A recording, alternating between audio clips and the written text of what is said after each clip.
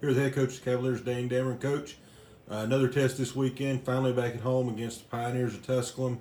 Your impressions of the Pioneers? Coach Odom does a great job with his football team defensively. They're very sound with what they do.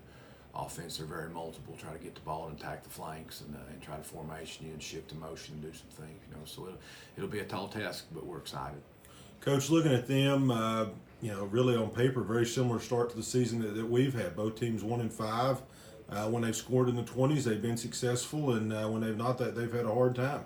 Yeah, the thing that I'm finding out about this league, Daryl, is there are some really, really good defenses in this league, and I think Tusculum's one of those, and I think we're one of those too. So we've just got to play better offensively. I can't spit it any better than that. And a lot of the problem has just been negative yardage play. Anytime it seems like the last couple of games, anytime we've had a positive play, the next play has been a negative play, and it just puts us behind the sticks. And anytime you're starting 4 and 5 freshmen, that handling the adversity and handle the moment right there is something that you have to constantly stay on top of, which we're going to do. So it should be a good football game. Coach, offensively, you've tried a little bit different things personnel-wise. How do you get this thing righted ship-wise? Is it a situation where you may have to try some different formations, or what's been the message this week at practice to try to right the ship on the offensive side? Well, it's just execution. You've been to all our games, and you and I talk a lot. It's just about execution. We had 50 yards in minus plays Saturday. So we had 114 yards of offense, but you put those 50 back into it, you're at 164, and then the next call after that has a difference, and you have a chance to get things going. But when you're continually losing yards and putting yourself behind the chains, taking sacks and doing things, you can't ever get in a rhythm, and it's really hard to call plays. But those are reasons, those are excuses, they're everything. The fact of the matter is we just gotta keep our nose to the grindstone and find a way to move the football and to stay on the field and make sure that we continue to have a chance to win the football games, which minus 2 games, we've had a chance to win every one of them. You talked about execution, and I thought your defense really executed well in the second half. Played the deep ball much better defensively, much better job stop and run. Talk about their performance there in the last 30 minutes Saturday. Yeah, they as not as sound as we played the first half, they played that well the second half. I truly think we should have won that game 7-0.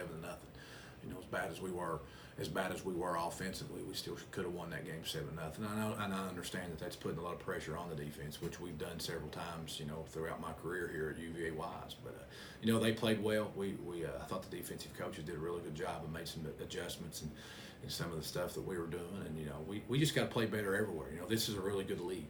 This is a really good league, and every team that we've played have had really good wide receivers, and they've had really good defensive ends, and it's going to be the same thing this week. So we're excited. Our kids are upbeat. They're positive. They're working hard, and we just gotta continue to do what we're doing and have some success.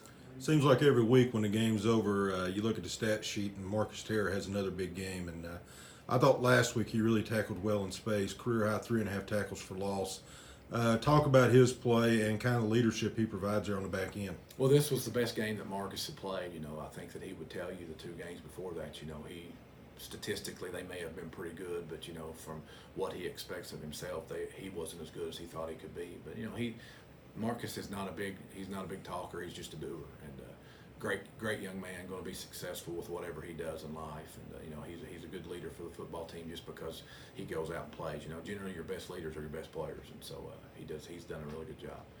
How big could special teams be in this game Saturday, Coach? They've got one of the best return men in the league, and the Wilkins kid, and then of course all of our fans, and what Demetrius, man, and Marquise Hamilton have done. Yeah, it's going to be. I just hope I hope he doesn't get a whole lot of chances to return, but he's special with what he does. And but our 2 guys back there are pretty special too. I think they both had opportunities to score touchdowns Saturday, and they just made one wrong cut. And we were giving them a hard time about that in meetings. We don't really usually say anything about the cuts they make because we're not the one running and seeing what they're seeing. But Demetrius, he's had 4 touchdowns, 2 of them called back, and could have had another one Saturday, but set us up for our lone touchdown. And Marquise has done a good job too. So special teams is always huge. I think we've done a pretty good job of that all but one game this year. So yeah, I think it'll be a huge factor in this game also. Coach, thank you for your time and good luck. Thanks, Daryl.